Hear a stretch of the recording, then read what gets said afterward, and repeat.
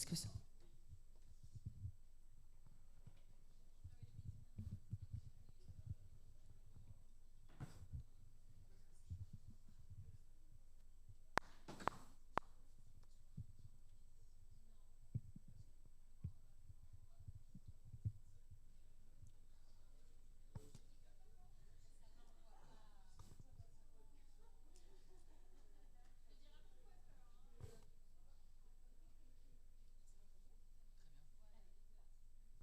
Bonsoir à tous. Oula, c'est très fort, je trouve, non? Mais je ne sais pas si on peut baisser un peu. Quoi? Oui, bien sûr. Là, vous m'entendez bien? Bon, parfait. Du coup, bienvenue. On est encore une fois très heureux de vous accueillir pour cette troisième table ronde de la semaine. Alors on a beaucoup de chance parce que c'est ce que je me disais hier, on a des plateaux d'intervenants assez exceptionnels, très, très inspirants. Voilà. Et donc ce soir, on ne déroge pas à cette règle. Je vais peut-être, avant de commencer la table ronde, passer la parole à Ariel qui va dire un petit mot, comme à son habitude, sur la semaine. Merci, chère Cécile. On est d'abord très heureux d'être accueillis aujourd'hui à l'Impasse où on a fait de belles résidences en 2018, des conférences, des ateliers. Donc c'est un lieu qui nous est cher et c'est un lieu chargé d'histoire puisque le bâtiment a été également fait par Gustave Eiffel. Donc bienvenue à la Semaine des Autres Modes pour cette troisième table ronde. La Semaine des Autres Modes se déroule du 3 au 8 octobre sur tout Paris à travers quatre parcours. Un parcours commerce où vous pouvez découvrir la diversité des acteurs qui font ces autres modes, recyclerie, retoucherie, boutique de vêtements, boutique d'art de vivre. Il y avait également le parcours jeunesse, parce qu'on ne peut pas entraîner sans entraîner la jeunesse dans les écoles, et particulièrement aussi le mercredi et le samedi, donc samedi prochain, où des activités sont dédiées en particulier aux enfants.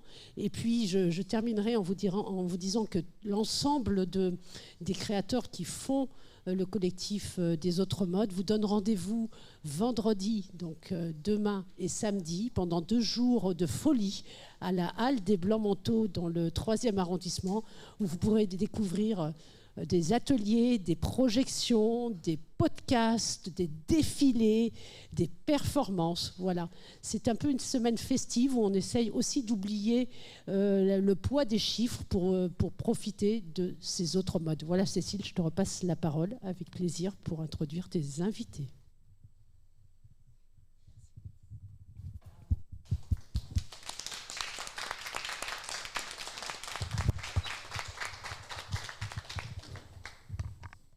Donc, alors, l'objet de la table ronde aujourd'hui, c'est de mettre en exergue les nouveaux modèles qui façonnent une autre chaîne de valeur dans le secteur de la mode et qui intègrent à chacune des étapes responsabilité sociale et environnementale, accessibilité et viabilité économique. Ça, c'est très important et on va avoir l'occasion d'en parler.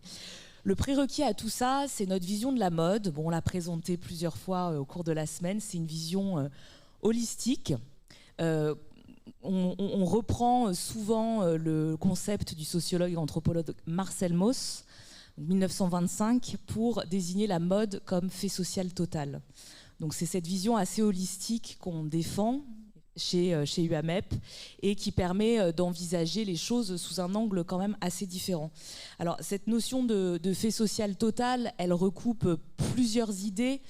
C'est également un niveau particulier de l'observation sociologique, donc ça c'est la partie un peu plus technique, mais c'est surtout, selon Mauss, un fait qui va rassembler des dimensions multiples. Et je vais le citer quand même, parce que finalement on emploie beaucoup son concept et on le cite pas très souvent. Donc, dans son essai sur le don, donc comme je disais, 1925, qui est un texte fondateur de la sociologie française, il dit « Les faits que nous avons étudiés sont tous qu'on nous permette l'expression des faits sociaux totaux. Tous ces phénomènes sont à la fois juridiques, économiques, religieux et même esthétiques, morphologiques. » Voilà, donc je pense qu'on peut tous reconnaître la mode dedans et par extension, bien sûr, le vêtement. Voilà. Donc pour parler de cette nouvelle chaîne de valeur, donc ces nouveaux modèles dans la chaîne de valeur, donc qui englobe de multiples dimensions, donc l'agriculture, l'industrie, l'éducation, on va en parler avec vous. Donc j'ai autour de moi donc Florentin Letissier, adjoint à la maire de Paris en charge de l'économie sociale et solidaire, de l'économie circulaire et de la contribution à la stratégie zéro déchet. À ses côtés, Elisa Palmer, qui est consultante en communication, spécialiste de la mode, qui enseigne et qui est également fondatrice de Pantin Family. Donc tu nous expliqueras, Elisa, parce qu'effectivement c'est important dans les nouveaux modes de consommation qu'on va mettre justement en lumière ce soir. En face, donc, Émilie Coutan, qui est enseignant-chercheur en sociologie, spécialiste entre autres de la mode, c'est pas ton seul objet de recherche. Et à ses côtés, Paul Boyer, qui est donc directeur de l'Important. Voilà, qui est une société coopérative. On va en parler puisque là, ça regroupe effectivement de nombreux aspects et notamment l'agriculture. Donc effectivement, le premier point, c'est d'essayer de voir en quoi une autre industrie textile est possible. Et donc justement, je vais passer la parole à Paul. Paul, au niveau de l'Important, donc comme je disais, une société coopérative d'intérêt collectif qui est spécialisée dans la fabrication de t-shirts en lin biologique. Le lin est cultivé en France.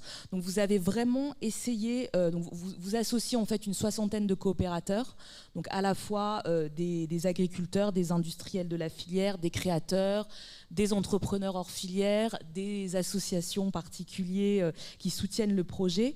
Votre usine de tricotage, donc elle est basée en Normandie et vous essayez vraiment de remettre, de créer toute une chaîne de valeur et une filière textile du coup locale, responsable, solidaire. Voilà. Donc est-ce que vous pouvez nous raconter un petit peu le projet L'Important qui, je pense, résume pas mal de choses. Bonjour à tous, merci pour cette présentation. Donc L'Important, c'est une société coopérative d'intérêt collectif. On est désormais une centaine de coopérateurs, parce qu'on a régulièrement des nouvelles personnes qui ont envie de s'investir et de soutenir le projet en rentrant dans la coopérative. Ces coopérateurs, effectivement, on a des agriculteurs, producteurs de lin ou pas, et toutes les étapes de la filière, donc des tailleurs, des peigneurs, des filateurs, tricoteurs, évidemment des industriels, des marques, des professionnels de la mode, et également tout un ensemble de citoyens, que ce soit des associations ou des entreprises, et évidemment des particuliers. Et donc la mode fait social total, c'est essentiel parce qu'en fait l'espèce humaine, on est défini aussi par nos vêtements. On est le seul animal, à part peut-être le Bernard l'ermite, qui change de vêtements régulièrement. Et c'est vraiment quelque chose d'important où se rejoignent différentes problématiques. Alors on a choisi le t-shirt comme produit, parce que c'est un produit citoyen. Le t-shirt, c'est probablement le vêtement que tout le monde peut porter presque tous les jours. Et donc à travers le t-shirt, qui est aussi un produit dans l'habillement qui a un volume considérable, et qui est un produit sur lequel le temps de main-d'œuvre par unité de vestimentaire est relativement faible par rapport à beaucoup d'autres produits. Il faut 4 ou 5 ou 10 fois plus de temps pour faire une robe que pour faire un t-shirt. Et du coup, le gap entre une fabrication en France, ou en tout cas dans des pays avec un coût de main-d'œuvre qui est élevé, est moins important sur un t-shirt que sur une robe. Et parce qu'en fait, il y a 3 aspects dans notre projet, alors qu'on a modestement appelé l'important avec un jeu de mots sur le vin. Le premier, c'est l'environnement. On sait que la mode est une industrie qui est très lourde en termes d'impact. Cet impact, il est principalement, quand on regarde les ACV, au niveau de la matière première et au niveau de l'usage. L'usage, c'est le consommateur qui va choisir la manière dont il entretient et puis la durée de vie des vêtements. Le vêtement qui a le plus gros impact, c'est le vêtement qu'on ne met jamais. Celui-là, il a coûté très cher à fabriquer. Même s'il n'a pas coûté très cher à fabriquer, par rapport à son usage, c'est une catastrophe. Et sur le t-shirt, on a un gros impact. La moitié des t-shirts ne sont jamais portés. Le t-shirt qu'on vous a offert, quand vous avez été à un événement avec marqué dessus le nom de l'événement, la date, etc., Soit vous le mettez le jour de l'événement, 1 heure ou 2, soit vous ne le mettez pas, et dans ce cas-là, vous ne pouvez jamais plus le mettre. Donc ça, c'est sur le t-shirt, c'est vraiment spécifique. C'est aussi un produit sur lequel il faut supprimer ça. Un chiffre, la France importe chaque année 650 millions de t-shirts. 650 millions de t-shirts, il faut à peu près 1/3 de kilo de matière première pour faire un t-shirt. Vous faites le calcul, c'est juste colossal. Alors, je n'ai pas compté combien ça fait de Tour Eiffel, parce qu'on en avait parlé là, lors du lancement de la semaine des autres modes, mais c'est colossal. Et le plus gros impact sur la matière première, ça va être le choix de avec quoi est-ce qu'on fait ce vêtement. Donc, on a choisi le lin. C'est pas complètement innocent, c'est dans l'ensemble des matières textiles une des matières qui a le meilleur impact. Et puis, surtout, c'est la seule matière qu'on a en France en quantité industrielle. Je reviendrai sur cette notion d'industrie et d'industrie de la mode parce que c'est vraiment quelque chose qui est important. J'y reviendrai un peu après. Une fois qu'on a choisi le lin, on a, alors j'ai la chance d'habiter en Normandie, on a des champs de lin autour de nous. Simplement, le lin est cultivé sur les mêmes terres qui produisent notre blé, nos pommes de terre, nos légumes de plein champ, etc. Et simplement, c'est fait en rotation. Et ces terres-là, qui sont des terres très très fertiles, sont peu en agriculture bio. Et il y a vraiment une volonté d'aller vers ça. On commence à avoir des exploitations qui vont vers le bio, et donc on commence à avoir du lin bio en France. Le lin français, la France est vraiment leader mondial. On a 90 000 hectares de lin cultivé en Normandie, 140 000 hectares cette année en France, de lin textile. Grosso modo, pour faire simple, 1 hectare égale 1 tonne de fil, pour donner un ordre de grandeur. Donc c'est 100 fois moins que le coton, mais ça reste quand même des quantités qui sont industrielles. Aujourd'hui, ce lin, il est exporté, brut, non transformé, vers l'Asie, la Chine en premier, puis l'Inde, le reste du monde, et puis en tout dernier, un petit peu l'Europe. Donc il y a à peu près, on va dire 5% du lin qui est transformé en Europe. Et donc il y a une volonté de relocaliser. Mais qui dit relocaliser, on est sur des outils qui sont des outils industriels. Et donc il y a besoin d'avoir cette spécificité de l'industrie, c'est que c'est le volume qui va permettre d'avoir un suivi d'une régularité de qualité et un prix qui va permettre d'avoir un objet citoyen. Parce que c'est sûr qu'un t-shirt, c'est un produit citoyen, mais un t-shirt à 300 €, même s'il y a marqué Hermès dessus, ça concerne moins de gens. Du coup, Paul, vos t-shirts, donc chez l'important, en termes de gamme de prix? Alors on est sur du lin bio, donc on est sur une matière qui coûte très cher.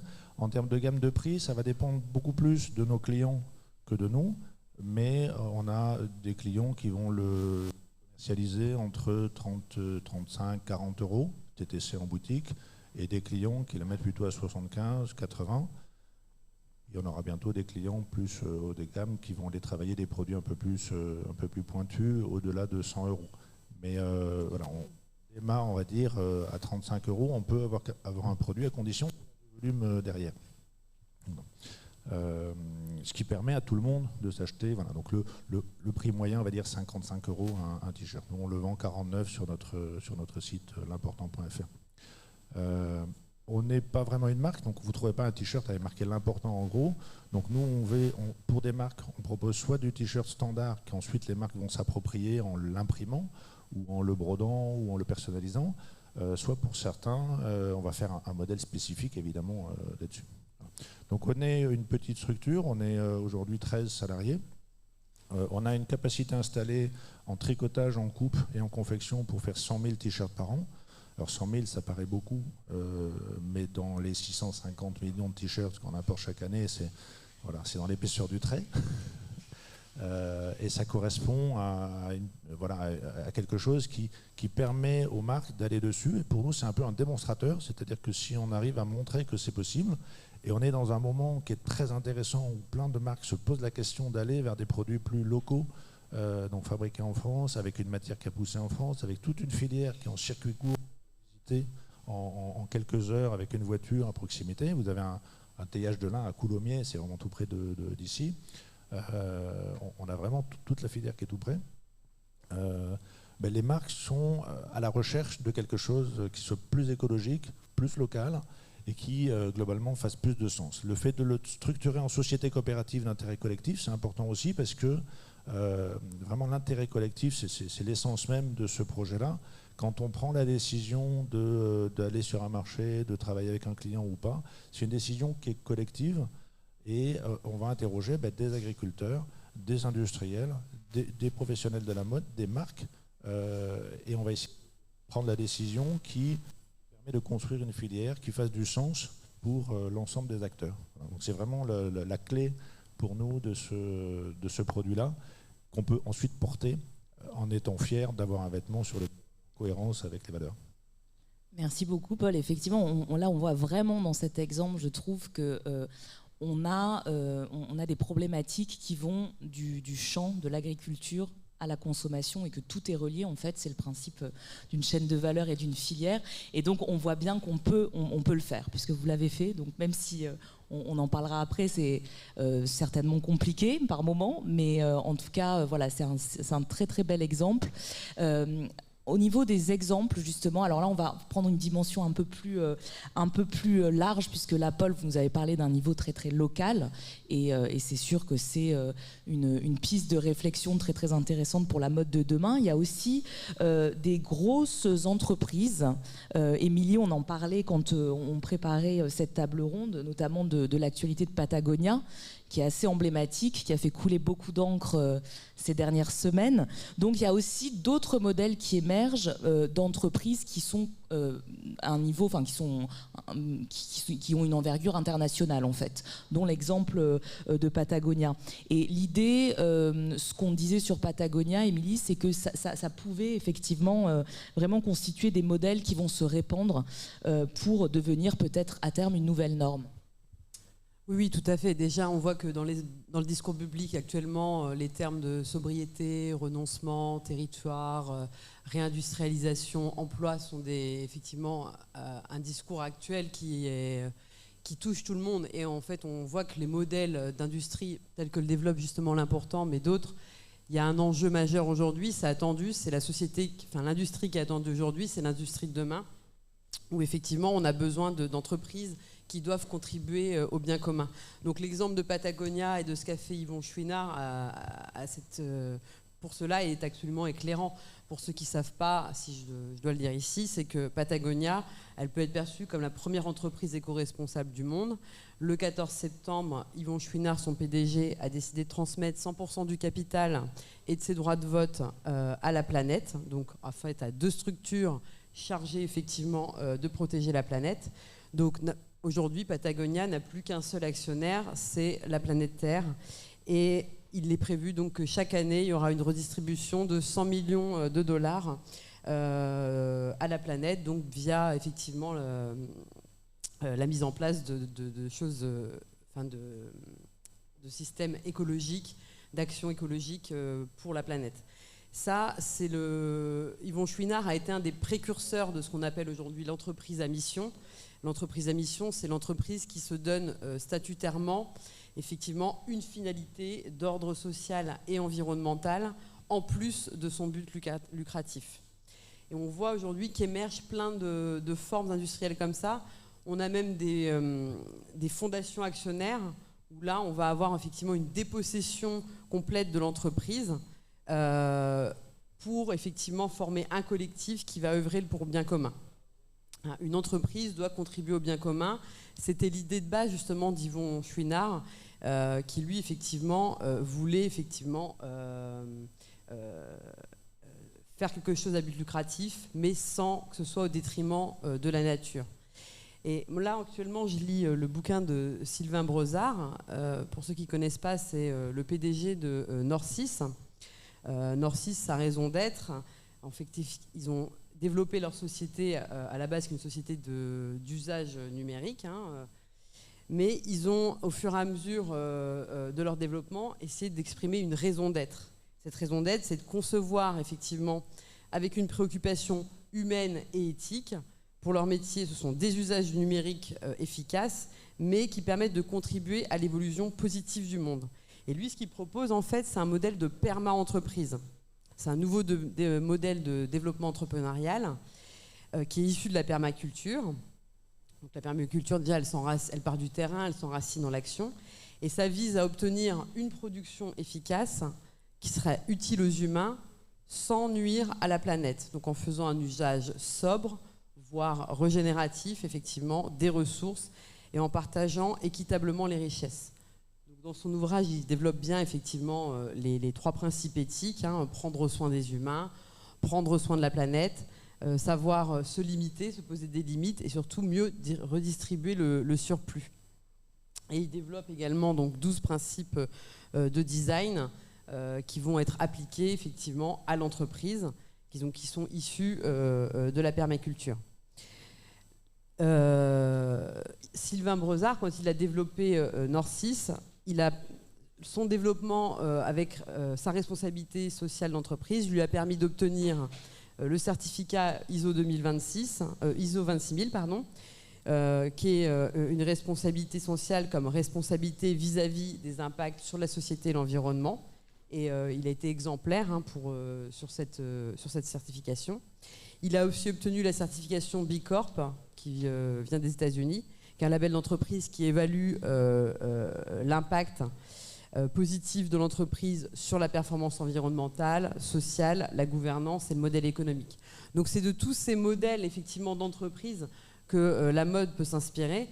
Effectivement, on voit déjà que toutes les marques qui existent actuellement en mode responsable, en mode éco-responsable, veulent s'appuyer sur, je dis pas ce modèle de perma-entreprise, mais en tout cas, on voit qu'elles se développent effectivement comme ça, en faisant attention donc aux matières premières, ce que lui il appelle les graines de la permaculture, aux ressources énergétiques renouvelables et non renouvelables, etc. Et ça, c'est une attente aussi très forte, hein. On voit que aujourd'hui, l'entreprise, en fait, elle a besoin effectivement de développer son modèle industriel, d'une part pour protéger son image, enfin pas pour protéger, mais pour mettre en avant son image, mais également aussi dans le processus de recrutement des collaborateurs. Il y a 51% des travailleurs aujourd'hui qui déclarent qu'ils ne veulent pas travailler pour une entreprise qui n'a pas d'engagement social ou environnemental fort. 76% des jeunes de la génération qu'on appelle Y qui placent la RSE au-dessus du salaire comme critère de recherche d'emploi. Et 97% des consommateurs de cette génération qui sont prêts à boycotter une entreprise qui ont des pratiques sociales ou environnementales destructrices. Donc il y a une vraie attente là-dessus, enfin, au niveau de l'industrie et de l'industrie de la mode. Et il y a plein d'exemples d'entreprises de consommation responsable. Vous en connaissez plein, on est dans la semaine de la mode, donc je ne vais pas toutes les citer, mais même des gros comme la Camif le font aussi. Veja, Sobioéthique, il y a plein de marques là-dessus. Même Schneider Electric, hein, qui à la base fabrique de l'énergie, est dans une démarche éthique de production avec un tableau de bord, hein, le Schneider Sustainability and Impact. Donc on peut voir effectivement qu'il y a plein d'exemples. Hier, je lisais un article aussi sur le PDG Guillaume Poitrinal, qui a été à ses débuts chez Morgan Stanley, qui a été le PDG le plus jeune d'une entreprise du CAC 40, Unibail-Rodamco, qui faisait du logement résidentiel et du logement de bureau, qui s'est réinventé en fait en entrepreneur écolo en créant Woodeum WO2, le premier promoteur européen bas carbone de logement et de bureaux. Il a écrit un ouvrage là, qui est sorti en 2022 qui s'appelle « Pour en finir avec l'apocalypse, une écologie de l'action ». Et dans cet ouvrage, il appelle effectivement à mesurer l'empreinte carbone de tous les produits, y compris les produits importés. Et c'est là-dessus, effectivement, que l'industrie de la mode, elle doit agir. Et l'Europe aussi, effectivement. Il y a besoin, en tout cas au niveau de l'industrie, je terminerai là-dessus, une industrie de la mode responsable, elle se doit d'innover. Donc on a besoin d'investissements pour soutenir la recherche et l'innovation. Hein, effectivement, on peut faire utiliser des fibres artificielles aujourd'hui dans la mode. Elles peuvent être issues de matières cellulosiques, végétales, mais le problème, c'est toujours la question de la toxicité du liant. Donc on a besoin de recherche aussi là-dessus pour trouver les bons liants. Moi, je porte des baskets Veja. On sait tous que c'est du cuir végétal, c'est super, mais il y a des liants qui sont utilisés dans le cuir végétal qui ne sont pas forcément bons pour l'environnement. Donc on a besoin effectivement de soutenir l'innovation à ce niveau-là.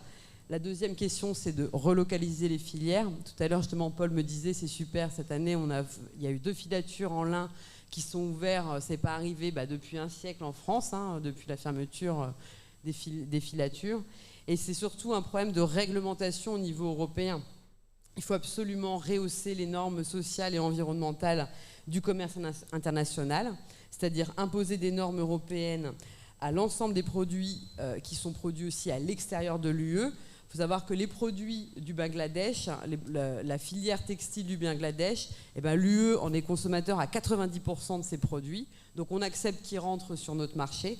Donc là, l'UE, elle a des leviers importants pour exiger la hausse de ces normes. Et c'est en ça que l'industrie de la mode pourra renouveler son modèle de développement et entrepreneurial.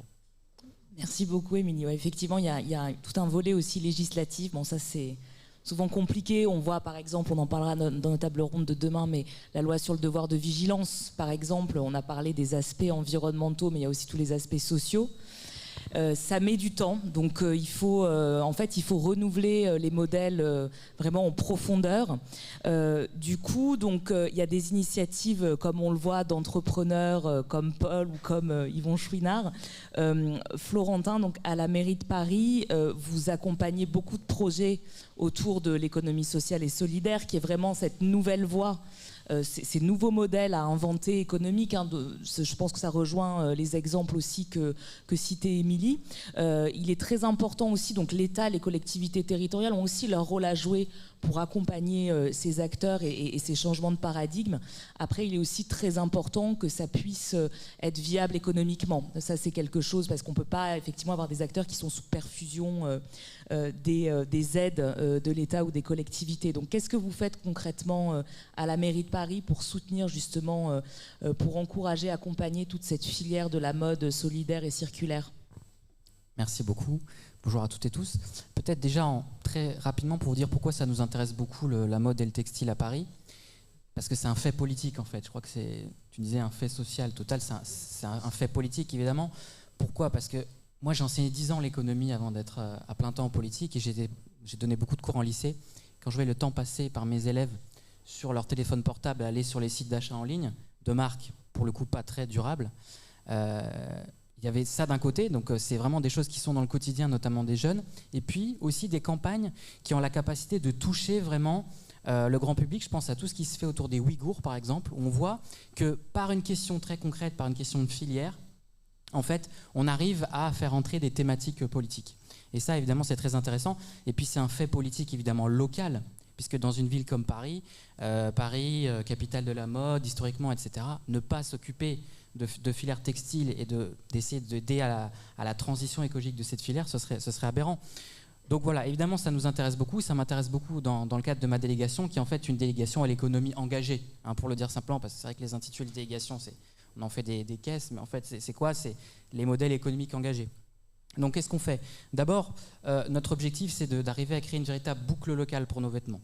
Et pour faire ça, on a besoin de capter les gisements. Et aujourd'hui, la difficulté qu'on a dans cette ville, c'est qu'on a énormément de gisements. Je peux vous donner un chiffre, si vous voulez, 20 000 tonnes de vêtements jetés chaque année à Paris, ça fait environ 10 kilos par habitant. Et sur ces 10 kilos par habitant, on en capte 1,6. Donc c'est très faible. Et d'ailleurs, la ville de Paris est, par rapport à d'autres territoires, je dois bien l'admettre, loin des performances d'autres territoires. C'est lié à plein de facteurs, c'est lié à la densité de notre ville, notamment à des obstacles qu'on a, parce qu'on peut pas, on a un espace public qui est très contraint. Parfois les gens me disent mais pourquoi vous mettez pas des collecteurs partout ? Puis les gens ont qu'à déposer. Ouais, sauf que on peut mettre des collecteurs textiles. Puis après, si on fait de la consigne, on va mettre des collecteurs pour la consigne pour réemploi. Puis on peut mettre pour toutes les filières de l'économie circulaire, on va commencer à mettre des collecteurs partout dans la rue. Et puis, faut quand même qu'on fasse des pistes cyclables. Il faut quand même qu'on végétalise. Enfin voilà, on a une contrainte, on a une pression sur notre espace public qui est forte et qui fait qu'on peut pas mettre des collecteurs textiles partout, même si en vrai peut-être c'est une solution efficace, mais on en a quand même pas mal. Donc aider à capter ces gisements. Deuxième point, c'est comment on arrive à créer des emplois solidaires et notamment en insertion dans la filière textile. Le textile est un formidable support d'insertion par l'activité économique. Il y a des acteurs qui sont très engagés, qui arrivent à proposer des emplois qui permettent à des gens de se réinsérer. Il y a tout un écosystème de structures d'insertion par l'activité économique, comme on dit, ça va des chantiers d'insertion aux entreprises d'insertion pour celles et ceux qui connaissent. Et puis il y a le tissu de l'ESS, le tissu des coopératives aussi, donc plus globalement qui est très intéressant. Donc nous, concrètement, qu'est-ce qu'on fait ces acteurs-là ? Évidemment, on les finance par exemple, mais je reviendrai brièvement après sur nos outils, nos leviers concrets d'action. Et puis le troisième objectif, c'est la relocalisation. Et moi, j'insiste beaucoup là-dessus. C'est quelque chose qui frappe, en fait, quand on analyse économiquement le tissu de Paris. C'est un tissu qui est extrêmement peu diversifié. On est dans une ville qui est ultra tertiarisée, des métiers de bureau, des sièges sociaux. Bon, évidemment, il y a quand même de l'artisanat, du petit commerçant, mais en proportion, on est sur un territoire qui est extrêmement tertiarisé. Et donc, en plus, une tertiarisation qui est extrêmement liée à la mondialisation. C'est-à-dire que ce n'est pas du service tertiaire uniquement de proximité, c'est des grands groupes voilà, qui sont dans des chaînes de valeur mondiales. Et quand on a des périodes de crise mondiale qui arrivent, avec les sujets autour de la globalisation aujourd'hui, alors évidemment Covid, crise financière, on a maintenant les sujets qu'on commence à voir alors, on ne sait pas trop ce qui se passe sur les pipelines, par exemple, sous-marins, mais on a aussi des sujets de câbles sous-marins sur les câbles Internet. Hein, ça, c'est des nouvelles formes de risques qui exposent fortement des territoires qui sont très tertiarisés, parce que si, concrètement, les connexions Internet, même les connexions mobiles et tout ça, dans une ville comme Paris, sont freinées, vous avez tout un tissu économique qui ne peut plus fonctionner. Donc, il y a ce constat-là d'une grande fragilité, même si on est très riche, mais cette richesse a des bases fragiles. Et puis, d'un territoire qui, comme beaucoup de territoires en France, c'est désindustrialisé en fait, puisqu'on oublie beaucoup que Paris, à la belle époque, en tout cas pendant tout un moment, c'était une ville où il y avait beaucoup d'ateliers, de petites manufactures, c'était une ville où on fabriquait des choses, il y avait du travail manuel. Et ça, il faut qu'on le retrouve, parce qu'on n'arrivera pas à créer des boucles locales sur le textile si on n'a pas du fabriqué à Paris. Parce que sinon, ça veut dire qu'on sort les tâches de fabrication hors de Paris et qu'on met du camion, qu'on met du transport, qu'on met du CO2. Donc ça, c'est très important. Donc à partir de là, quels sont les outils qu'on a? Alors l'outil qu'on n'a pas, c'est l'outil législatif, parce que nous, on est une collectivité territoriale. Donc on laisse au gouvernement le soin de nous faire des grands plans de sobriété. Alors après avoir les moyens concrets, financiers qui sont mis derrière, parce que c'est très facile de faire voter comme ça des grands plans, de faire des grandes communications. Mais après, quand vous regardez sur les budgets, on va avoir le vote du budget bientôt, quand vous vous intéressez un petit peu aux montants qui sont mis sur ces sujets-là, parfois on est un peu déçu, je dois le dire, moi le premier, mais bon, nous verrons bien, on a eu un grand plan de sobriété qui nous a été annoncé. Donc, nous, qu'est-ce qu'on fait? On a nos outils locaux, on a d'abord une capacité, je pense, à mettre les acteurs autour de la table. Donc ça, c'est toute une logique un peu de planification locale. Ce qu'on a fait sur le textile, on fait des comités de filière, on réunit les acteurs, un peu leur dit voilà quels sont les freins que vous identifiez sur Paris pour vous développer. Est-ce qu'il y a des choses qu'on peut faire ensemble? Et par exemple, ce qu'on peut faire ensemble, c'est de l'événementiel et la semaine des autres modes. Et à cet égard, vraiment remarquable. Et nous, on l'appuie évidemment. Deuxième outil qu'on a, c'est évidemment des outils financiers, des outils de subvention. On fait des appels à projets. Là encore, je veux le dire parce que c'est important et c'est des choses qui ne sont pas connues dans le débat public et à chaque fois que j'ai l'occasion de le dire, je le dis. Aujourd'hui, les collectivités territoriales sont étranglées financièrement parce qu'on est un État qui recentralise les marges de manœuvre budgétaires, qui supprime des impôts locaux. Alors on dit aux gens, on vous supprime la taxe d'habitation, c'est bien, vous allez payer moins d'impôts, vous allez être heureux. Ouais, sauf que derrière, vous supprimez un impôt local, donc les villes ont moins de capacité à faire entrer de l'argent et on a moins de moyens après derrière pour faire nos politiques publiques de localisation. Donc en fait, derrière un discours démagogique de dire on supprime des impôts, en fait on recentralise et on dit aux collectivités mais c'est pas grave, on va compenser, on va vous verser des dotations, l'État va nous verser des dotations chaque année, et puis en fait les trajectoires de dotation sont à la baisse chaque année et donc on est pressuré. Et ça je le dis parce que pour tout l'écosystème des ressourceries, des recycleries, pour toutes les politiques qu'on met en place pour créer des boucles locales, si on est asséché financièrement, on va être obligé de se recentrer sur les fonctions de base des collectivités, à savoir entretenir nos écoles, notre espace public, mais on n'aura plus les moyens de faire du développement économique. Ça, c'est quand même un vrai problème. Donc, je veux vraiment le dire. Bon, on a quand même des moyens financiers, donc on accompagne les acteurs. On a des outils aussi immobiliers, puisqu'on a un parc de bailleurs sociaux avec des locaux d'activité, avec des prix plus accessibles. On a un gros projet qui va voir le jour là dans le 13e arrondissement très bientôt de manufacture circulaire et solidaire. Et donc, il y en a qui sont dans la salle, qui se reconnaîtront. Évidemment, on a mis de l'argent, nous, la ville de Paris, sur ce projet. Donc, on compte sur vous, bien sûr. Et puis, évidemment, on met en lumière, on communique à travers les réseaux de la ville, les réseaux sociaux. C'est des millions de personnes qui suivent la ville de Paris. C'est une image de marque aussi. Et à travers ce qu'on est en train d'essayer de soutenir sur cette transition vers une mode plus durable, on est quand même écouté. Et c'est vrai qu'on a cette chance à Paris, c'est que Paris, c'est vrai que c'est une collectivité locale, mais c'est pas n'importe quelle non plus ville, il faut en avoir conscience, il y a une parole, d'autant plus sur ces sujets textiles. Voilà ce qu'on essaie de faire. Et je voudrais dire pour finir que voilà, il faut vraiment rendre hommage à tous les acteurs et les actrices qui sont engagés, qui essaient de faire vivre des modèles économiques qui ne sont pas évidents. Hein, je l'ai dit à la Tour Eiffel l'autre jour au lancement de la Semaine des Autres Modes, mais chapeau. Chapeau parce que le risque financier, c'est quand même vous qui le prenez tous les jours. C'est vous qui allez à la banque négocier les prêts. C'est vous qui, chaque mois, vous regardez les chiffres de vente pour voir comment le modèle va tenir. Et donc, nous, on fait ce qu'on peut. Mais c'est quand même vous qui êtes en première ligne et ça, on ne l'oublie pas. Donc, moi, je suis très admiratif de tout ça et je veux le redire ce soir. Merci beaucoup, Florentin. Paul, peut-être une petite réaction, parce que cette idée d'une autre économie est possible, ça vous concerne aussi directement ? Après, on a démarré le projet L'Important fin 2019. Et donc, immédiatement, on est rentré dans une période atypique où personne n'avait de clé. Donc, on est dans l'inconnu. Et depuis la création, voilà, on n'a pas de base de référence. Donc, on n'est pas dans un modèle très classique. On est de toute façon dans une période très atypique. Mais c'est une période où il y a quelque chose, un changement qui est extraordinaire. C'est que quand on avait préparé le dossier pour monter ce projet, toute l'étude de faisabilité, moi j'avais estimé qu'il y avait certaines marques qui allaient être plus pionnières sur ce type de produit et que par contre des acteurs traditionnels de la grande distrib, etc., on verrait beaucoup plus tard. Et puis, à ma grande surprise, on a été très tôt sollicité par des acteurs que je n'avais pas du tout anticipé, des gens qui vendent aujourd'hui un t-shirt à 3 €, qui m'appelaient. 3 €, c'est même pas le prix auquel j'achète le fil avant de commencer la fabrication. Donc on a des gens qui ont vraiment envie de bouger. Alors, certains surfent sur cet aspect-là, mais beaucoup sont des cadres très sincères, de très très grosses boîtes qui se demandent vraiment comment y aller. Et une des grosses problématiques qu'ils ont, c'est qu'on a cassé notre outil industriel. Alors on a gardé un tissu d'ateliers et d'acteurs de la mode. Donc on a des très belles marques, et Paris est une place de la mode. Donc on a, sur le lin, on a la matière première, on a les donneurs d'ordre, les marques, mais par contre l'outil industriel au milieu, on l'a cassé, et ce savoir-faire-là, il est indispensable parce que on ne peut pas faire un beau vêtement si on n'a pas une belle matière. Voilà, c'est quelque chose qu'on a avec le lin, c'est qu'on peut aller chercher des pièces d'exception avec une matière d'exception, et qui est vraiment indispensable. Par contre, ce savoir-faire industriel de fabrication d'industrie de textile, il a périclité. Donc aujourd'hui, ces gros donneurs d'ordre qui pourraient potentiellement, puisqu'on a des acteurs en France qui achètent des dizaines de millions de t-shirts chaque année. Je ne parle que de t-shirts, mais il y a la même sur toutes les pièces de vêtements.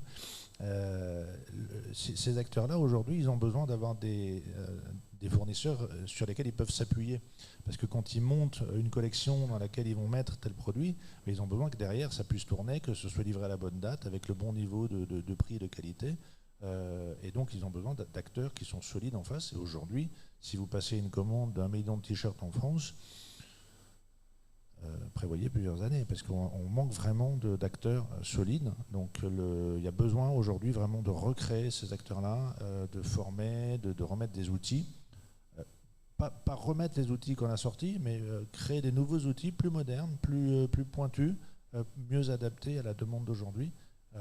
C'est ça qu'il faut encourager, et c'est très euphorisant de voir qu'il y a plein d'initiatives. Après, on est dans un marché avec une incertitude qui est incroyable, donc c'est compliqué pour tout le monde. Mais aujourd'hui, la plupart des industriels qui fabriquent du vêtement en France sont plutôt à la recherche d'employés, de capacité, d'augmentation de capacité que de marché. Nous, notre problématique aujourd'hui, c'est vraiment de produire. C'est pas la problématique de trouver des clients. Les clients, on en refuse parce qu'on n'a pas la capacité de produire. Donc c'est vraiment ça notre problématique aujourd'hui. Bon, en tout cas, ça donne beaucoup d'espoir de vous écouter, même si on voit qu'il y a encore de la route. Et ce que vous disiez, Paul, donc tous ces changements qu'on voit aussi au niveau des marques et même des grosses entreprises, elle est forcément drivée par la demande. Et donc on va parler maintenant des consommateurs qui sont en bout de chaîne, mais c'est assez fondamental justement d'en parler et on va en parler avec Elisa et Émilie. Du coup, peut-être juste pour commencer, Émilie, après on passera la parole à Elisa qui va nous expliquer un peu plus Pantin Family et justement ce nouveau modèle du troc qui est très intéressant, qui est un exemple de nouveau modèle de consommation. Émilie, ce que tu me disais effectivement, et aussi parce que tu es enseignante, donc tu es au contact de jeunes, c'est que tu voyais qu'il y avait vraiment un changement palpable. Et je pense que c'est ce qui drive aussi les décisions et les changements au sein des marques. Et tu me disais notamment, aujourd'hui, j'ai l'impression que s'habiller en Zara pour les jeunes, c'est vraiment la honte. Alors, ça le devient, mais effectivement, c'est... Pour certains, oui. Les marques sont drivées par ça, parce que la mode ne s'impose pas, elle est l'émanation de la société. Et ce qu'on voit, c'est que la lente prise de conscience de l'éthique dans la mode, c'est aussi le fruit de lutte sociale, environnementale. Mais l'engouement qu'on constate de plus en plus important sur l'achat de seconde main, vintage, ou même la réparation de vêtements, le surcyclage de vêtements, ce qu'on appelle l'upcycling, et ça, on a plein de choses qui en témoignent, hein. Et le développement du marché des créateurs est aussi un témoignage de ça, tout comme effectivement le développement des magasins de seconde main, la fréquentation des cours de stylisme, etc. Aujourd'hui, on a une montée en puissance de cette prise de conscience, déjà d'une part autour de la consommation textile durable. Et il y a eu pas mal d'études récemment qui montrent, par exemple une étude de 2021 du site fairytale.eco. On a 70% par exemple des franciliennes qui déclaraient détenir un vêtement éco-responsable. Et pourtant, ce n'est pas la région française où les dressings sont les plus éco-responsables. Alors, je suis contente de citer qu'en tête, c'est à égalité les Pays de la Loire, puisque je suis de cette région, et la Nouvelle-Aquitaine, mais également l'Occitanie, qui donc détiennent les dressings les plus éco-responsables de France. Et effectivement, pour ces consommateurs, il y a le critère de la durabilité des produits, hein, qualité, pérennité. Quand on achète un t-shirt qui est bien conçu, on le garde longtemps dans son dressing, pas comme un t-shirt H&M qui au bout de 3-4 lavages finit bouloché, effrité. Ils sont très intéressés par les conditions de travail aussi, c'est vraiment effectivement un sujet majeur aujourd'hui, comme la matière première, le label Made in France, mais également les labels, bien qu'il y ait un manque de clarté. On voit qu'il y a une croissance importante du secteur. Moi, j'ai repris des études. En 2008, on avait 65% des personnes interrogées qui savaient ce qu'était la mode éthique, mais parmi eux, il y avait seulement 28% qui avaient acheté un vêtement.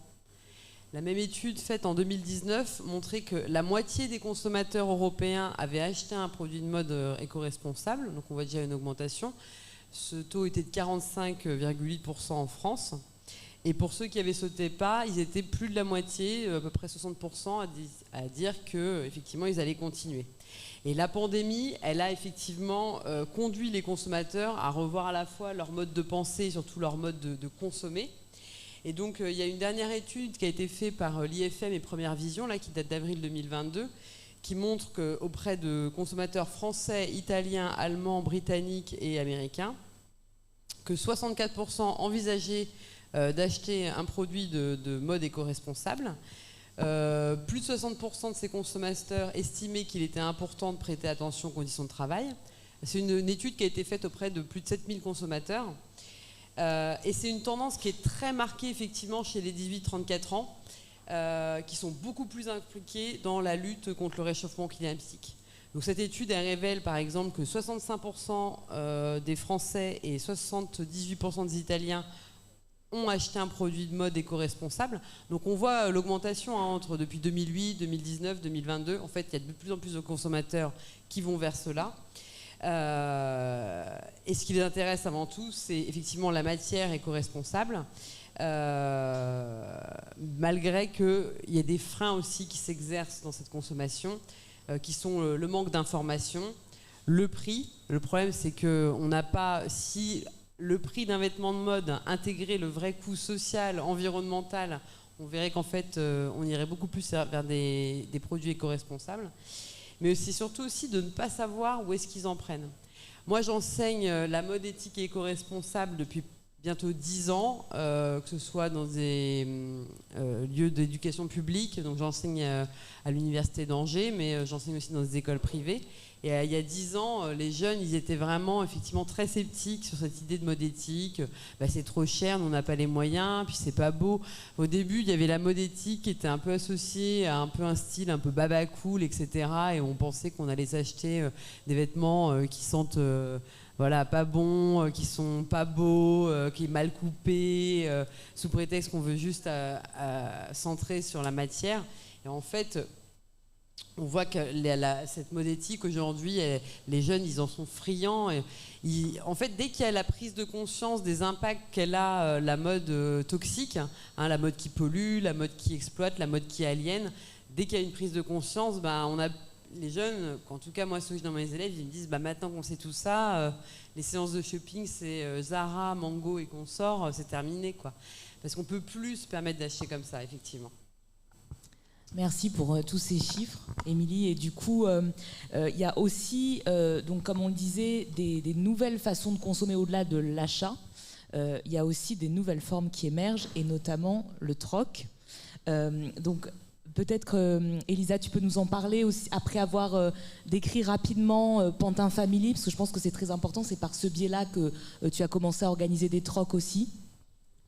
Alors, moi, j'ai travaillé de 2010 à 2020 comme directrice de la presse dans un bureau de presse mode. Donc les gens qui aiment les chiffres, j'ai fait 600 défilés de mode en 10 ans. Ah, ça a coupé. Non, c'est bon. Un peu lassée de ce milieu. Je me suis mis en indépendante. Non, ça coupe. Non. Ouais. Un peu lassée de ce milieu-là, je me mets en indépendante et du coup aujourd'hui j'ai un côté un peu Shiva. Donc je suis enseignante plutôt sur des sujets de communication au sein du groupe S-Mode et dans l'école Lisa Mode que vous connaissez tous. Je travaille toujours comme consultante en communication pour des marques de mode et un peu de beauté de temps en temps, de luxe, un peu assimilé, mais on va dire des marques de création et d'autres entités. Et à côté de ça, en 2018, été 2018, j'ai monté avec à 5 femmes, en fait, 5 femmes, 5 mamans, 5 femmes actives, une communauté solidaire à Pantin, dans le 93, qui s'appelle Pantin Family, et qui touche 10% de la ville, même plus que 10% de la ville, qui touche 10 000 habitants, qui fédère 10 000 habitants à l'échelle d'un territoire qui fait 55 000 habitants. Donc, en fait, on pourrait croire que ça n'a rien à voir. D'un côté, je fais de la mode et de la communication, et de l'autre, je fais une communauté solidaire dans le 93 qui touche 10 000 habitants, donc sur des sujets d'économie sociale et solidaire. L'idée de Pantin Family, c'est qui que l'on soit, à l'échelle d'un territoire, comment on fait pour vivre mieux avec tout ce qui existe autour de soi. Donc c'est horizontal, transversal, dense, ça touche l'emploi, la solidarité,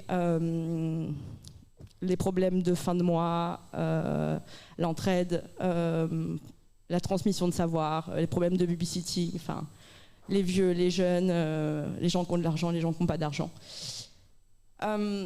C'est le projet sans doute qui m'a le plus touchée, je pense, ces dernières années à monter.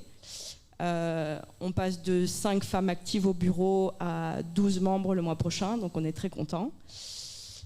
Et à l'échelle de Pantin Family, du coup, moi, j'organise des trocs, en fait. Donc, je tremble un peu, mais parce que c'est toujours beaucoup d'émotions de parler de Pantin Family. Donc, j'organise des trocs mode. J'ai commencé par organiser des trocs mode. Donc constituer des stocks avec ou des marques qui me donnent des stocks ou alors même le Secours Populaire de Pantin qui me donne beaucoup de stocks. On essaye de faire un truc beau et chacune peut venir avec 3 pièces en bon état qu'il ne met plus et passer un beau moment avec nous et repartir avec 3 nouvelles pièces. Et pour moi ça c'est fort parce que ça touche tout le monde, c'est gratuit, ça crée du lien social. Le vêtement ça peut faire repartir quelqu'un dans la vie, en fait. C'est un peu con, mais une femme qui met parfois une paire de talons, ça peut lui donner plus de confiance en elle. Après, peut-être que la paire de talons, c'est pas le bon exemple, mais en en fait, le vêtement, ça peut être un tremplin. Et je suis contente de faire partie de cette semaine avec Ariel et de mettre en place un troc multisectoriel samedi. Donc on ne va pas que troquer de la mode, on va troquer de la mode, on va troquer des plantes, on va troquer des bouquins, des magazines, on va troquer des BD et on va troquer un peu de déco. Donc on revient aussi, c'est complètement expérientiel, donc à voir comment ça marche, mais quelqu'un pourra venir avec une BD et repartir avec une plante. Et donc ça revient à l'utilité en fait du produit, et voilà, et on a hâte de voir ce que ça peut donner. Voilà. Merci beaucoup Elisa. Ouais, là en plus on retrouve toujours l'idée de Marcel Mauss de don contre don. C'est vraiment ça. On est en plein dedans. Du coup, en fait, Elisa, je vais continuer à te solliciter parce que le dernier axe que j'aimerais qu'on développe, et tu as commencé à en parler, c'est vraiment l'idée que pour développer cette autre mode, il faut vraiment cette approche très très transversale. Et dans cette approche transversale, Émilie, tu en as aussi un peu parlé puisque vous êtes toutes les deux enseignantes, il y a l'importance de cette transmission aux nouvelles générations. Et tu m'expliquais que toi, dans ton enseignement donc de la communication de mode, tu essayais de les aider à envisager le vêtement différemment et surtout amener les jeunes à réfléchir sur les ponts qui vont exister entre la société et la mode. Voilà. Et donc tu disais également qu'aujourd'hui, école de mode, on en parlait juste avant de commencer cette table ronde. Là, pour le coup, tout ce qui est responsabilité sociale et environnementale, c'est devenu incontournable, c'est-à-dire c'est plus en option.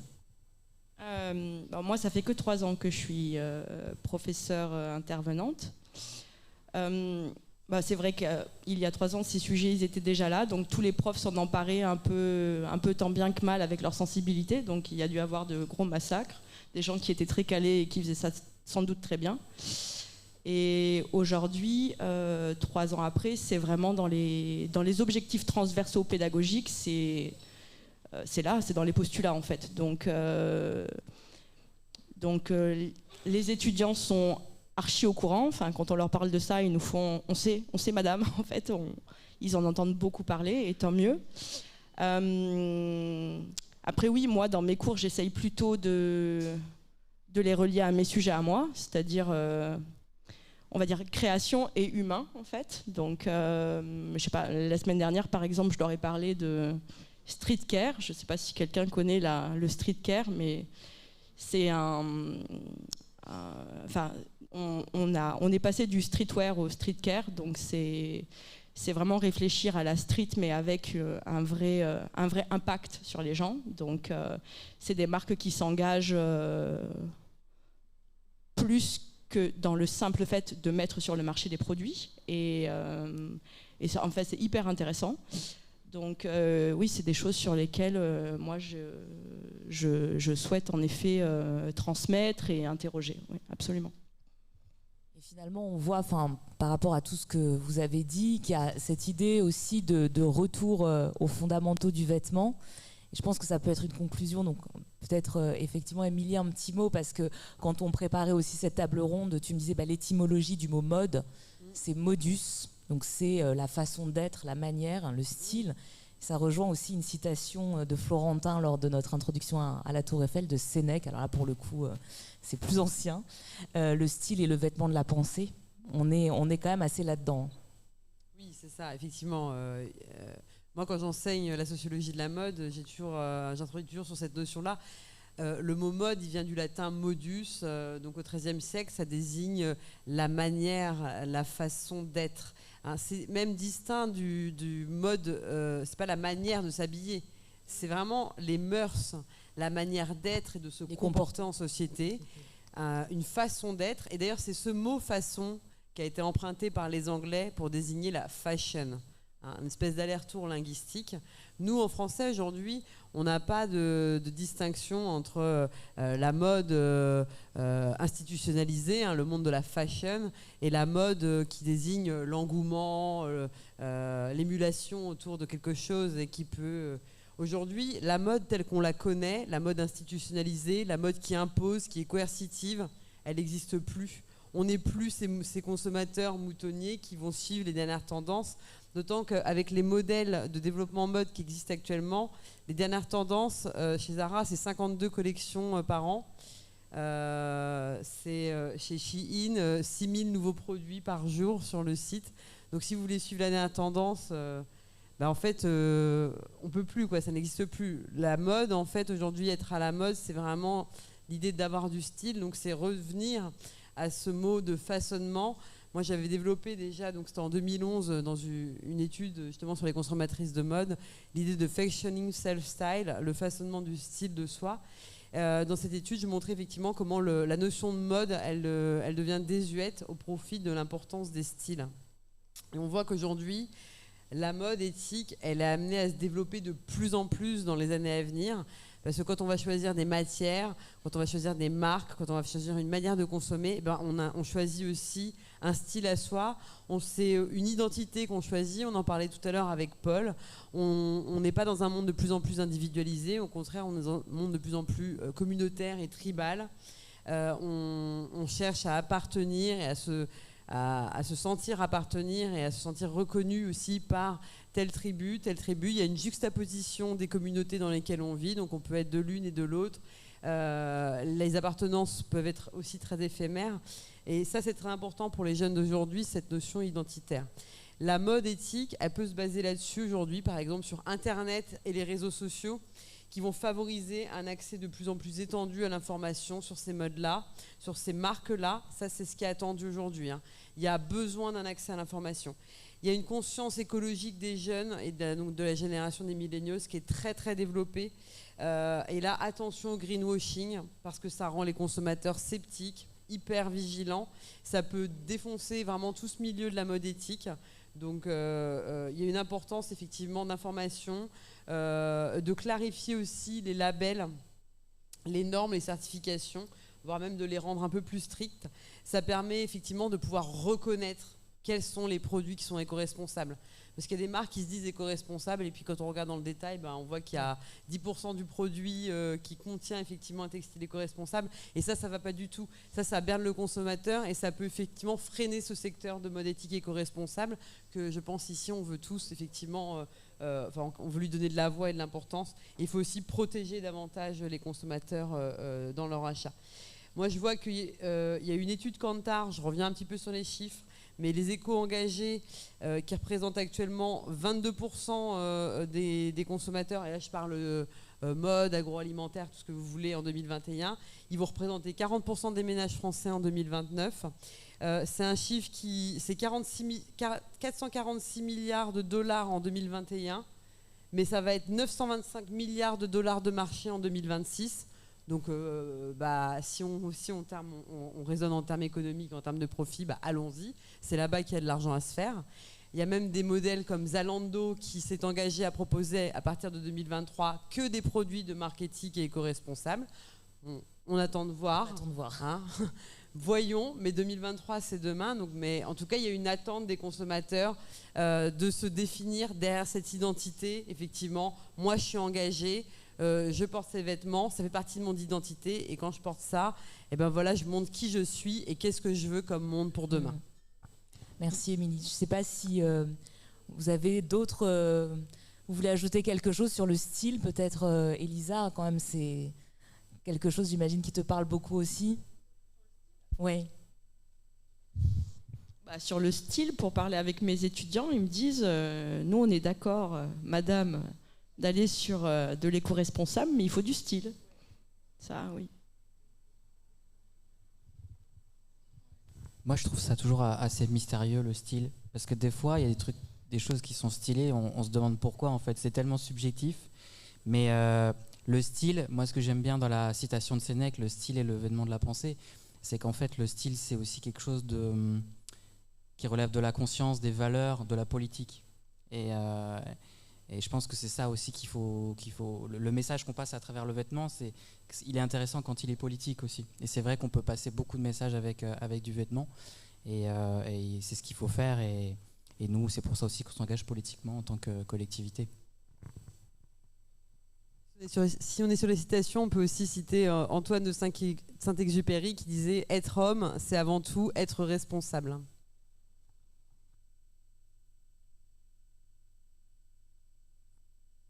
C'est un beau mot de la fin, je pense. Hein.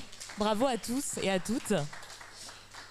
On va peut-être passer, vous passez la parole. Est-ce que vous avez des remarques, des questions pour nos intervenantes et intervenants ?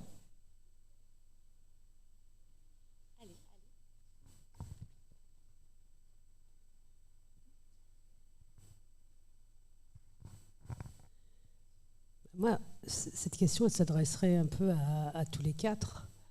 C'est vrai que Émilie t'a cité des études qui montrent que la demande de consommation responsable est en augmentation, mais je me rappelle moi aussi quand j'ai commencé à créer des vêtements en 2008, l'IFM faisait aussi des projections de chiffres comme quoi les 2%, tu sais, 2010 devaient se transformer en 2012 en 4% du marché. Mais j'ai une question, comment sur la dualité finalement de ce marché, parce que tu cites le nombre de millions de pièces de la marque chinoise et tu dis en même temps qu'il y a une demande de mode responsable, mais j'ai un peu aussi l'impression que c'est la dualité qu'il y a dans la jeunesse. Comment est-ce qu'on peut concilier comment ça se concilie sur le marché de la consommation? Ça s'adresse à vous tous, cette dualité entre le toujours plus, toujours moins cher et j'ai envie d'avoir des vêtements qui correspondent à ce que je suis. Il faut vraiment agir sur ce levier de communication. C'est quoi un t-shirt qui vaut 7,80 € quoi, ou 4 €, enfin, on voit sur Chi, on peut même acheter, est-ce que ça se prononce comme ça en chinois? C'est Chi. Pas Shine. Pas Shine, ni Shein, c'est Chi. Et qu'est-ce que contient ce prix quand on achète un vêtement qui vaut 99 centimes d'euros, 5 €? Ça, les jeunes, ils ont besoin de savoir. Mais je pense que plus on va agir sur des leviers de communication, sur ce que contient le prix, hein, c'est un coût social, c'est un coût environnemental, c'est un coût humain. Quand il y a de la prise de conscience, après, on va pas se dire ouais, je m'en fous, je vais quand même aller acheter ces produits-là. Le problème, c'est qu'aujourd'hui, sur Shein, c'est vraiment des jeunes qui achètent, des jeunes générations. On parle même plus des millennials, c'est la génération TikTok maintenant. Donc eux, en fait, ils sont peut-être pas encore assez aussi conscients de ce qui se passe. Et c'est vraiment là-dessus qu'on va agir. Donc il faut qu'on continue comme fait Chi. On va matraquer les réseaux sociaux et on va aussi faire prendre conscience à ces générations arrivent de quel est le vrai coût de ces produits. Et après, finalement, quand on va acheter un t-shirt, 35, 40 €. Moi, j'ai acheté le t-shirt Agnès B en 2007 quand j'étais à Paris. Je le porte toujours. Les couleurs, elles n'ont pas bougé. Ça bouloche pas. Voilà. Donc, ça fait 15 ans que je porte ce t-shirt. Et c'est ça aussi, parce que quand on achète un t-shirt pas cher, combien de temps on le garde? Donc, c'est presque une stratégie de trading, en fait. Soit on voit sur du court terme, du moyen terme et du long terme. Et là, on va pouvoir effectivement acheter des vêtements avec conscience et en sachant ce que le prix contient, quoi. C'est vrai que la communication, c'est assez clé. Moi, je me souviens qu'il y a quelques mois, j'ai quand même reçu d'un bureau de RP qui travaille pour Shein une invitation à venir découvrir le pop-up store Shein à Toulouse, voilà, sur l'adresse d'Ummade quand même. Alors je leur ai répondu en leur disant qu'ils s'étaient un tout petit peu trompés de cible. Voilà. Mais on voit que c'est quand même un enjeu très très important, la communication. Et ce que tu disais, Émilie, justement, quand on en a parlé un peu avant, tu disais que pour toi, les modèles comme Shein, cette ultra fast fashion, c'est un peu le dernier paroxysme avant que ça périclite complètement. Il y a deux éléments par rapport aux études. C'est que le client de mode, c'est-à-dire tout le monde, il y a plusieurs personnalités, plusieurs moments en fait dans l'acte d'achat.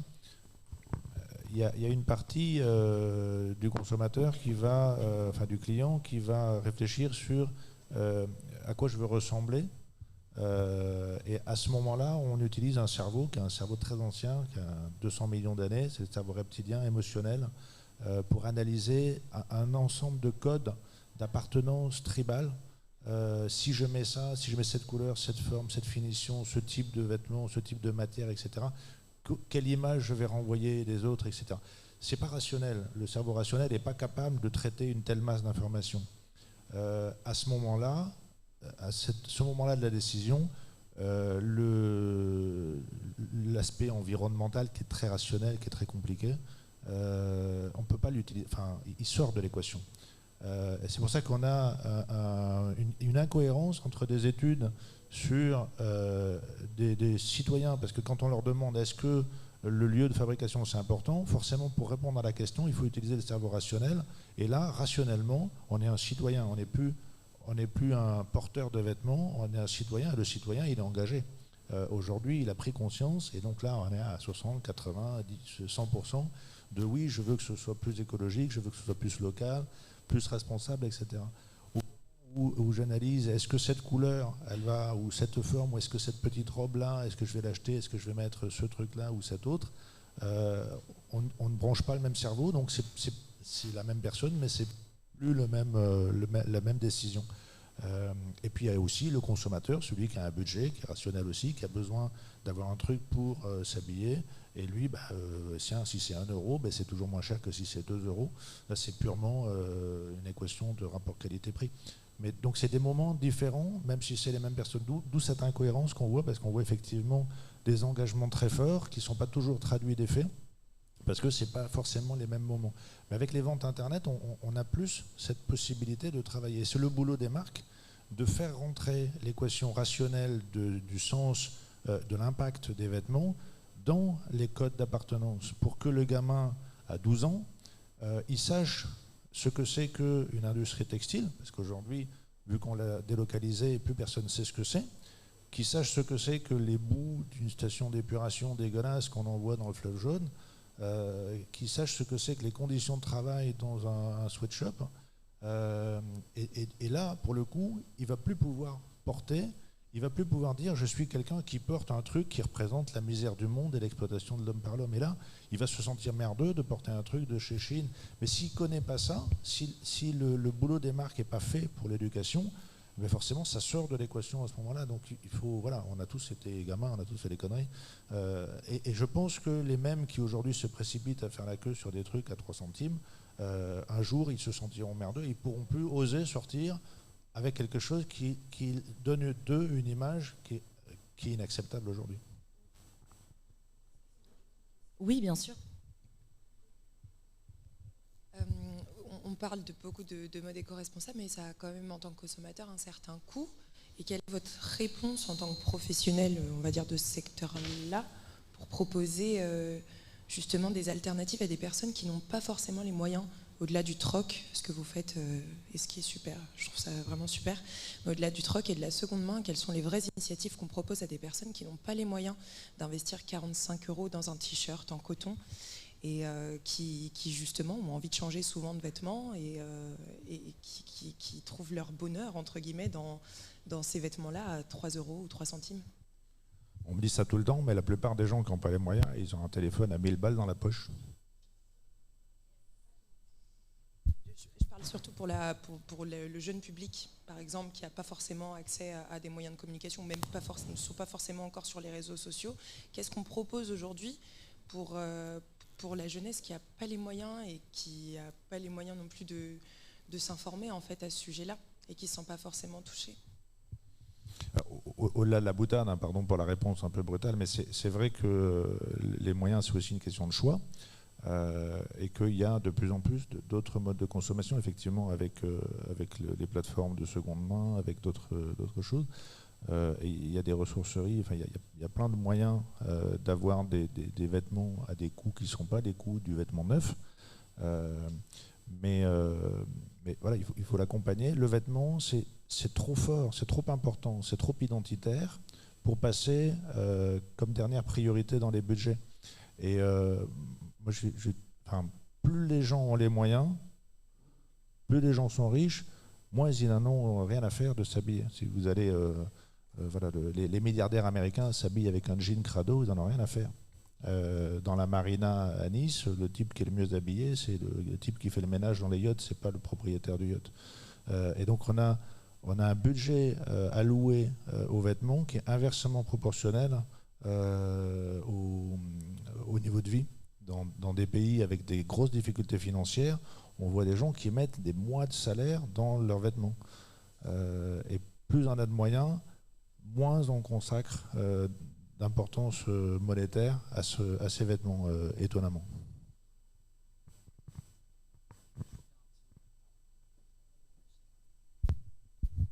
Juste dire un petit mot là-dessus.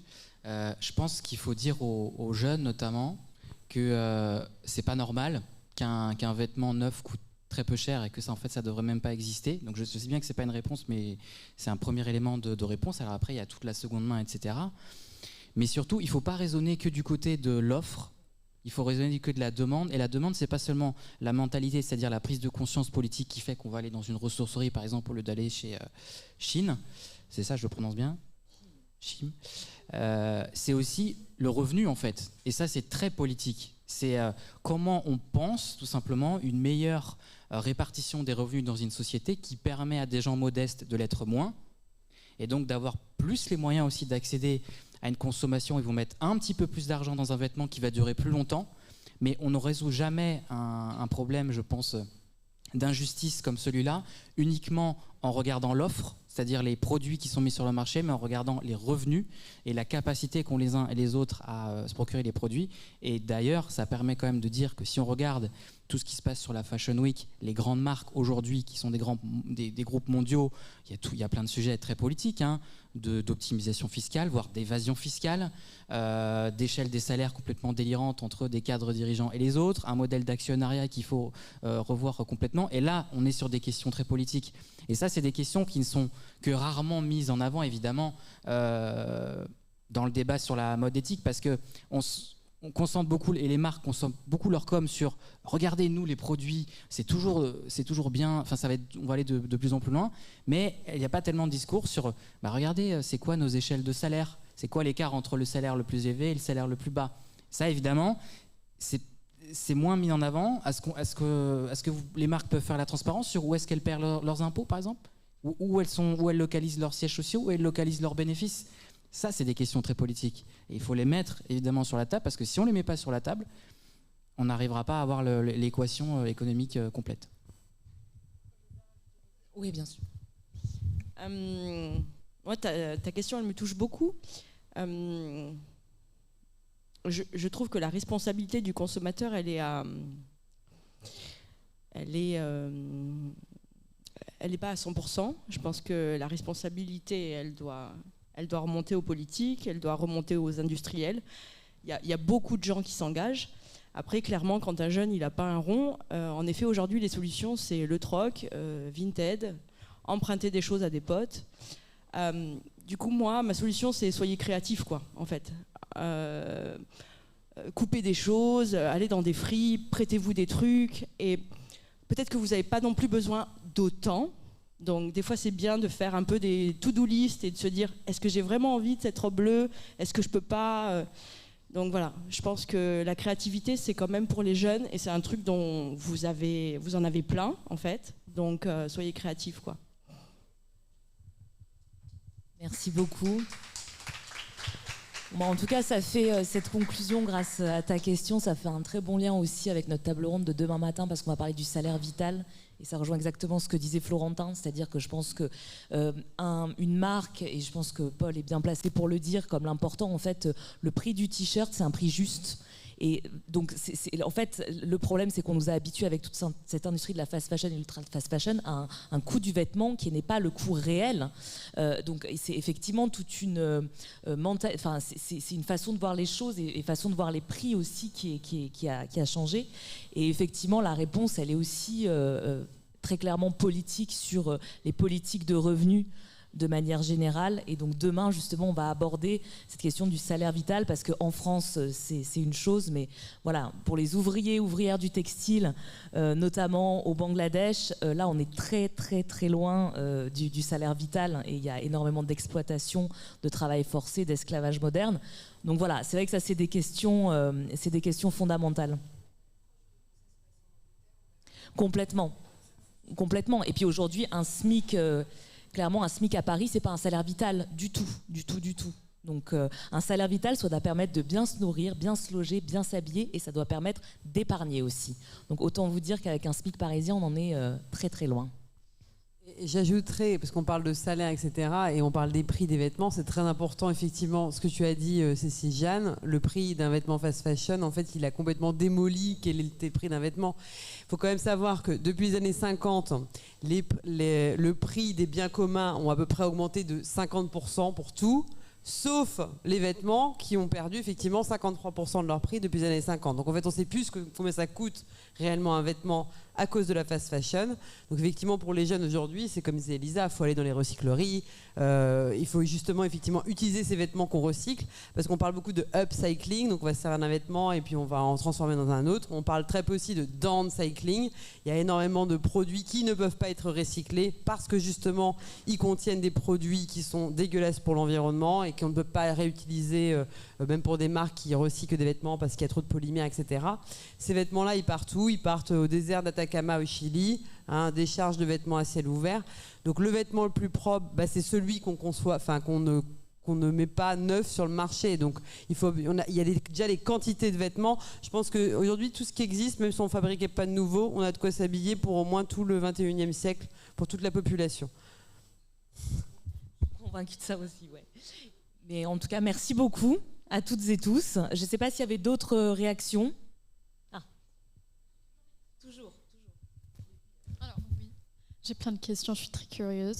Alors, moi, j'entends souvent, c'est vrai qu'on a besoin de sensibiliser du monde, c'est vrai qu'on a besoin de sensibiliser les jeunes, mais comme la question précédente, concernant les gens qui n'ont pas forcément accès à la technologie, qui n'ont pas un smartphone, qui n'ont pas d'ordinateur, qui n'ont pas simplement accès à Internet, ces communications sur les réseaux sociaux peuvent pas pénétrer en fait certaines démographiques des gens qui sont vraiment en difficulté.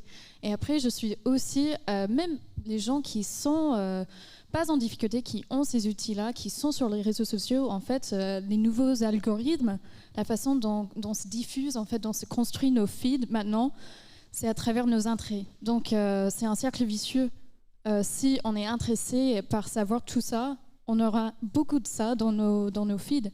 Si on n'est pas concerné, ou si on veut voir juste les hauls de Shein, on va voir que ça, en fait. Donc, comment est-ce qu'on casse cette écho, cette chambre d'écho, pour vraiment pénétrer au-delà, vraiment monter des politiques publiques qui vont pénétrer vraiment dans les écoles, peu importe les origines des gens, peu importe que ça devienne vraiment une connaissance publique, en fait, au-delà de quelque chose qu'on doit faire dans le privé. Parce qu'il y a des gens aussi qui n'ont pas de temps pour se renseigner. Ça aussi, c'est chronophage se renseigner, c'est chronophage faire le tri des infos. C'est très compliqué et démoralisant. Parfois, les gens se trouvent dans l'énigme des informations. Il y a trop d'informations et ça s'éteint. Ils ne peuvent pas, ils n'ont pas le temps. Donc voilà, plein de questions dans une question, mais voilà, merci. En fait, c'est une très bonne question. C'est une question qui peut être aussi très démoralisante en fait, quand on va jusqu'au bout. Parce que vous avez cité les réseaux sociaux. Les réseaux sociaux, aujourd'hui, c'est des GAFAM. Donc, c'est des entreprises qui, quand même, échappent, en tout cas, beaucoup à la régulation politique, stricte au point de vue de la France toute seule.